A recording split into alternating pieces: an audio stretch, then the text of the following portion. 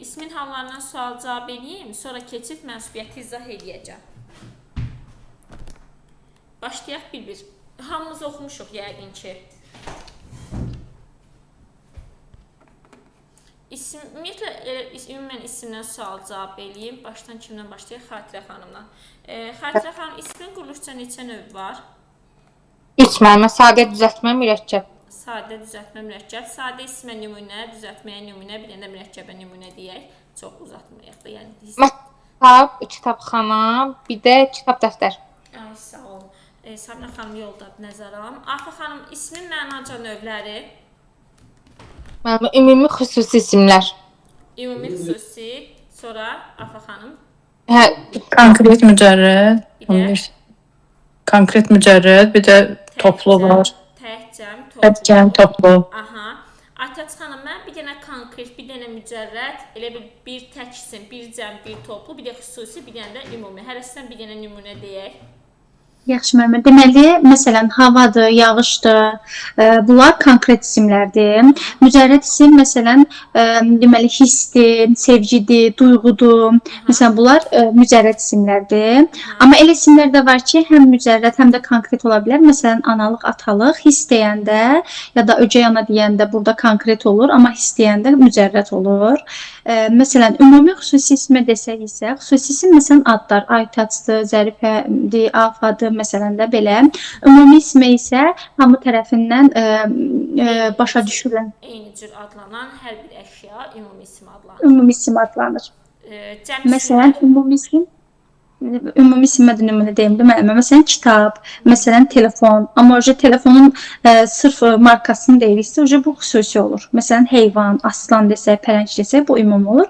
Cəm isimə məsələn, kitablar, dəftərlər, ümumiyyətlə yanlar şəkilçisi qəbul etmiş hər bir əşya cəm isimdir, amma bütün isimlər cəmlənə bilməz. Məsələn, müəllimlik sözü cəmlənə bilməz.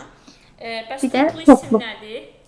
Toplu isimdə məsələn sürü, ilxı, cəmaət, şüara, bunlarda toplu isim adlanır, amma bütün isimlər də toplu isim xüsusiyyəti daşımır. Bir də toplu isimlər də cəmlənə bilər, amma ordu, məsələn ordular demək olar, amma hər bir isimdə yəni cəmlənə bilməz toplularda. Məsələn, cəmaət sözü, cəmaətlər demək olmaz. Bir də biri də qaldı. Biri də var idi. Cəmaət, bir də əhali. Əhali, bəli. Aha, bunlar ikisi cəmlənmir. Sayaq xanım, ismin neçə halı var idi? 6. Aha, sayaq. Adlıq, yerli, yönlü, təsirli, yerli və çıxışlı. Aha, adlıq halın şəkilçisi? Şəkilçisi yoxdur. Bəs desəm ki, ümumən adlıq hallı olan sözlərdə şəkilçisi olmur, bu düzgün fikir olar? Yox. Ola bilər. Bəs yerli halın şəkilçisi? In üstü 4. Aha, yönlük? Yönlükdə A, Ə. Təsirlik? Təsirlikdə I olacaq. Yerlikdə Aha. Yerlikdə da, çıxışlıqda isə dan. Aha. Bu hallar içində Xatirə xanım 2 hal var idi ki, Zeynal bəy siz oxumusunuz, sizə sual cavab verim, yoxsa dinləyirik? Yox müəllim, mən dinləyirəm. Tamam. Xatirə xanım, bu hallar içində 2 dənə hal var ki, digərlərindən fərqlənirdi. Hansı hallardı və fərqlənməsi nə idi, onu deyək? Qeyri-müəyyən yerli hal, bir də qeyri-müəyyən təsirli hal. Bunların şəkilləri yazılmır, yəni gözümüzə görə bilmirik, amma sual verəndə bərpa eləyir özünü. Məsələn, birləşməsində bunu görmək olur. Deyirəm, dostluq parkı. Dostluq parkı sözündə dostluq hansı haldadır? Qeyri-müəyyən yerli hal. Bəli. Yəni biz burada görmədiyimiz ın şəkilçisi var. Bəs qeyri-müəyyən təsirli halı necə seçirəm? Müəllimə, əsasən feilin, hərəkətin Aha. Məsələn, 3 cür tapırdıq. Məsələn, deyirəm ki, yerdən, məsələn, daş götürdü. Burada qeyri-müəyyən təsirli hallı söz hansı idi? daşı, müəllimə, daş. Bəli, daş. Nəyə əsasən bilirdim? 3 yol var idi. Nəyə əsasən bilirdim ki, bu qeyri-müəyyən təsirli haldır? Feilin yanında gəlməyinə görə Hərəkətin yanı. Aha. 2. Hərəkətə hansı sual verirdik? nəyi? Bəli. Nəyi götürdü? Daşı. 3-cü də demişdim, bu əhəmiyyətli deyil. O bunu atır. Yerdən bu daşı götürdü, yerdən o daşı götürdü.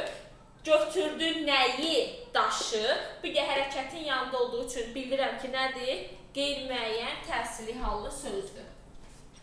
Bir də yönlük halın, sıra kimdədir? Sabinə xanım dinləyicidir.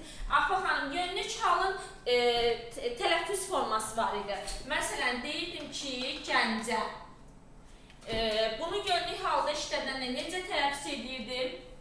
Gənciyə. Gənciyə.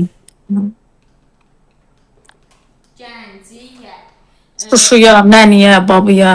Nə bilim. Yönlü hala çevirə necə tələffüz olunur? Şuşuya. İndi bu gün sizdən mənsubiyyəti keçəcəyik. Zaten halların testinə baxmamışıq. Mənsubiyyətdən sonra ikisinə qarşı baxarıq. İsmin mənsubiyyətə görə dəyişməsi. Biz yəqin ki, mənsubiyyət sözünün mənasını bilirik. Mənsubiyyət sözü aidlik deməkdir, bir şeyə mənsubluq deməkdir. Ümumiyyətlə, keçən dərs demişdim ki, həmişə yadımızda saxlayırıq. Yəlik plus mənsubiyyət.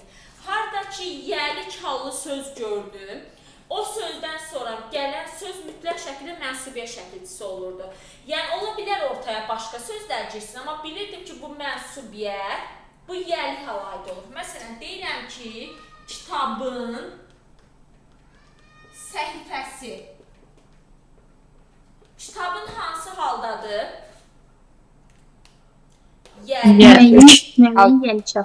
Səhifəsindəki bu şəkilçi nə şəkilçisi olasıydı? Mənsubiyyət şəkilçisi. Mənsubiyyət.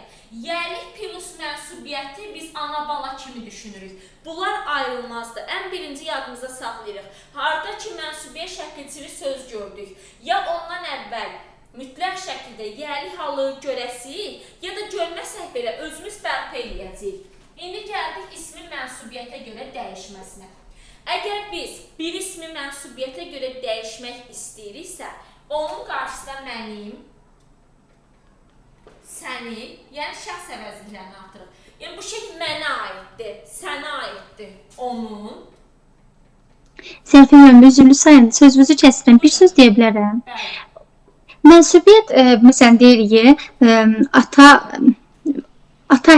məsələn, söz birləşməsi demək istəyirəm. Məsələn, ata nəsihəti. Aha. Ay sağ olun. Ata nəsihəti deyəndə, orada müəllimə, məsələn, nəsihəti sözü həm mənsubiyyət şəkilçisi qəbul eləyir, həm də ki, adlıq halda işlənir. Bu düzdür, yoxsa? Onu deyəcəm, bəli. İndi onu da izah eləyəcəm, o nə deməkdirsə. Narahat Çox sağ olun, müəllimə, yaxşı. Siz sağ olun. Mənsubiyyət şəkilçisi, dedim ki, birinci bilməniz gərəkən söz, daha doğrusu, əgər biz mənsubiyyətə görə bir sözü dəyişmək istəyiriksə, həmin sözün qarşısına mənim, sənin, onun, bizim, sizin, onların artırıq. Məsələn, qələm sözünü mənsubiyyətə görə dəyişək. Yazıram, mənim qələmim, şəkilçisinin altına belə xətt çəkəcəm. Sənin qələmin, onun qələmi. Bu şeydə diqqət edin, indi sizə bir sual verəcəm. Onun qələmi. Sonra bizim qələmimiz,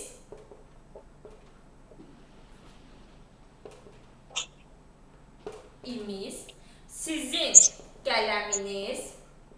Lütfən görürsünüz, Aydın. Bəli, müəllim, görürük. Bəli, müəllim. Sizin qələminiz, onların qələmi və yaxud qələmləri heç bir fərqi yoxdur. Onların qələmi. Demək, mənsubiyyət şəkilçiləri hansılar oldu?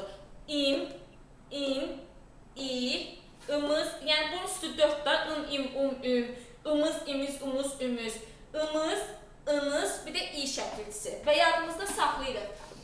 Necə ki, hal şəkilçiləri qrammatik şəkilçi idi, yəni sözün sadəcə formasını dəyişirdi. Mənsubiyyət şəkilçisi də qrammatik şəkilçidir. Və əsas bunu yadımıza saxlayırıq. İndi dedim ki, burada deyirəm ki, birinci şəxs